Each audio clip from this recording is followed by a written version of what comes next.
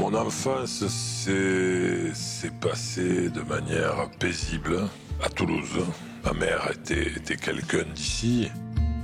Mon père est arrivé à Vitali, fuyant le fascisme et Mussolini.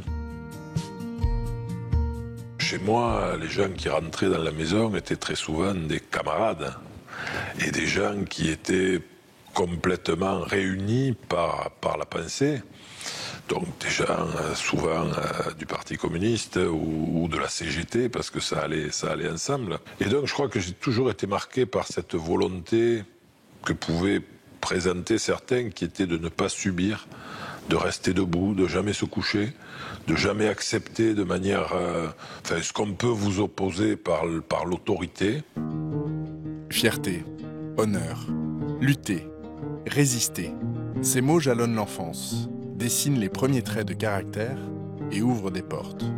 Celle du sport notamment. Claude Onesta se cherche, hésite, finit par se trouver parmi les autres. On m'a fait faire de la gymnastique, belle souffrance. On m'a fait faire de la natation. Là aussi, je me sentais un peu isolé. Et très vite, moi, j'ai souhaité délaisser un peu tous ces sports pour aller vers les sports collectifs, c'est-à-dire les sports de ballon, mais surtout les sports d'équipe, où on allait pouvoir construire avec les autres. Et assez naturellement, quand on est à Toulouse, j'ai débuté au rugby, parce que c'était de loin le sport qui me paraissait le plus passionnant et le plus intéressant. Et c'est vraiment le hasard des rencontres qui m'a fait découvrir le handball.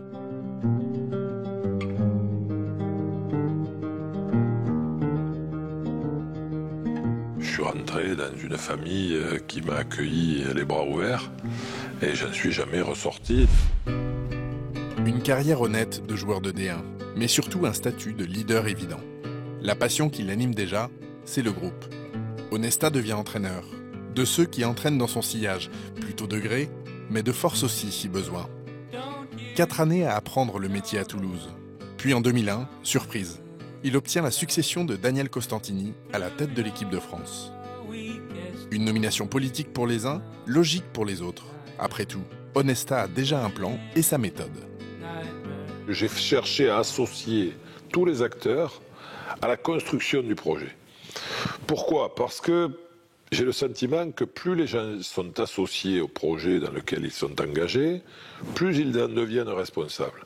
Et plus donc, ils vont mettre en œuvre des énergies pour que ce projet n'échoue pas. Si Claude n'avait pas responsabilisé les joueurs dans le projet de cette équipe de France, sûrement que certains joueurs, avec un autre coach, auraient fait le choix plutôt de privilégier leur club et leur carrière individuelle. On s'associe, on trouve des actions solidaires qui permettent, même si je ne pense qu'à moi, je dois comprendre que le fait de m'associer aux autres va me permettre non seulement de mieux réaliser, de mieux performer, et donc peut-être d'être mieux récompensé. Donc je vais faire avancer le projet collectif et je vais en même temps profiter à titre individuel. Les débuts d'Onesta avec les Bleus sont pourtant délicats. Aucun titre les 5 premières années. Les Barjots le rejettent, les costauds l'adoubent. Mais Onesta le rocailleux sait percer les caractères de chacun et rallier à sa cause les hommes d'appareil tout autant que ses joueurs. Il a un rapport assez paternel. La force de Claude, c'est aussi sa capacité à connaître et à cerner la personnalité de chaque joueur, à savoir avec chaque joueur comment il doit l'aborder, comment il doit lui parler. Avec certains, peut-être être plus virulent, avec d'autres, prendre plus la manière douce. Je pense que c'est ça aussi la grande force de Claude et d'un grand coach. Très peu de personnes ont une capacité, par exemple, à raconter une même histoire, mais de différentes façons, mais dans un même discours. C'est-à-dire qu'on ne perçoit pas les mots et on n'a pas la même compréhension, chacun d'une histoire. Donc je dirais que lui, il arrive à faire en sorte de garder tout le monde sur les mêmes longueurs d'onde. Y compris les têtes d'affiche qu'il entraîne dans son sillage et dont il fait ses relais, comme Karabatic ou Fernandez, jusqu'au Mondial 2005 qui va le propulser. Cette compétition en Tunisie en 2005 a été le début d'une grande aventure parce que ça a permis à ma génération de prendre le relais des derniers barjots et de prendre les rênes de cette équipe et à Claude de s'imposer comme le grand coach qu'il est devenu. Le sélectionneur a désormais les pleins pouvoirs et toute liberté à aller au bout de ses idées et de ses envies. Les hommes plutôt que le jeu.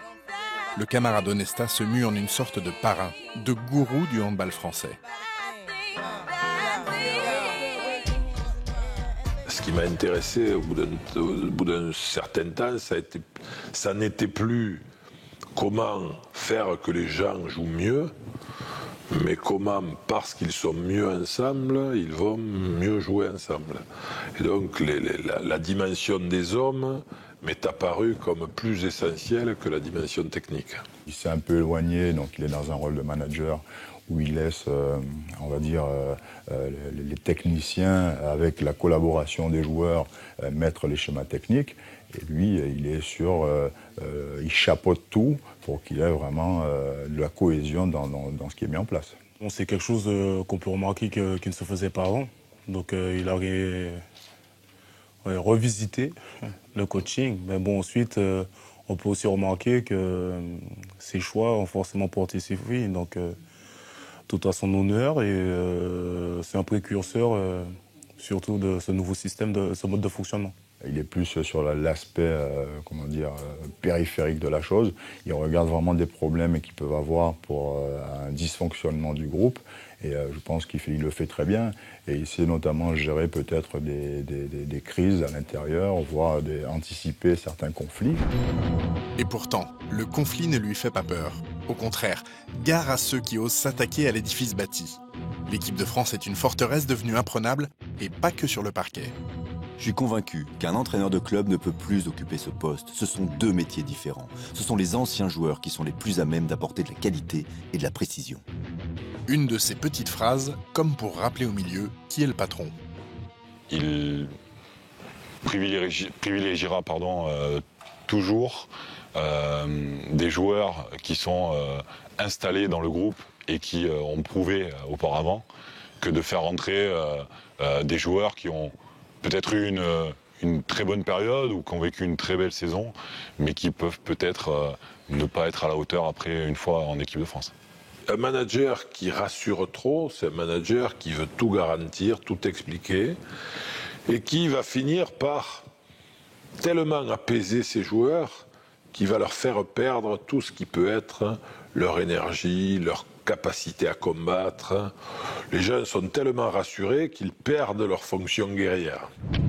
Claude Onesta aime maintenir une forme d'instabilité, y compris au sein de son groupe, pour mieux rester le garant de l'équilibre, de la survie du clan qu'il a construit au fil des ans. Maintenir ses hommes en alerte et en demeurer un chef incontesté. Parmi les outils, la com. Par moment, et je le dis très clairement, j'ai joué des médias, mais de la même façon que les médias jouaient de nous. Et donc, cette espèce de jeu où on utilise le rapport de force, où on utilise la vexation, où on va créer de la réaction et de la vengeance à la vexation, tout ça, ça a participé d'une certaine façon à notre parcours. Quitte à risquer de déraper, comme sur le plateau de l'équipe TV, à la sortie des Jeux Olympiques de Londres en 2012, remportés après une année marquée par un Euro raté. Balance la pile.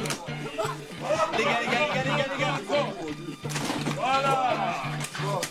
Maintenant, on peut discuter. J'avais le sentiment que tous ceux qui avaient joué sur notre défaite ne méritaient pas de venir partager ce moment de victoire avec nous. Donc ceux qui avaient choisi d'être dans l'autre camp devaient y rester. On est avec Onesta ou on est contre lui. À l'entendre, il faut y voir des stigmates de son enfance.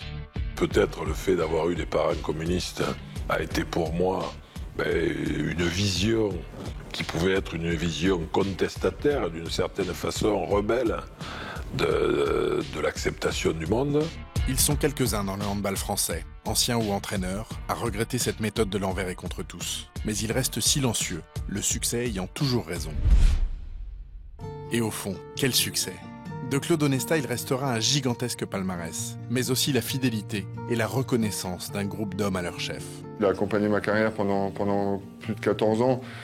Donc forcément, il restera un des entraîneurs qui aura compté pour moi dans ma carrière et qui m'aura permis voilà, de gagner tous les titres que j'ai gagnés. Ouais. Il a cru en moi, donc bon, au final, je dirais qu'il m'a donné la confiance.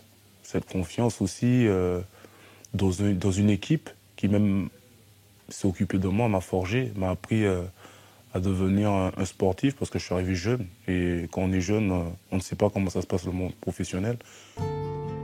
À 57 ans, Claude Onesta pense au départ. Ce sera peut-être bientôt, mais ce sera à sa main, comme toujours. J'essaie de faire en sorte que cette transition se fasse sans heurts, sans rupture, sans crise. Voilà, donc ça peut être dans un mois, ça peut être dans un an, ça peut être dans 2 ans, ça ne sera pas dans 5 ans.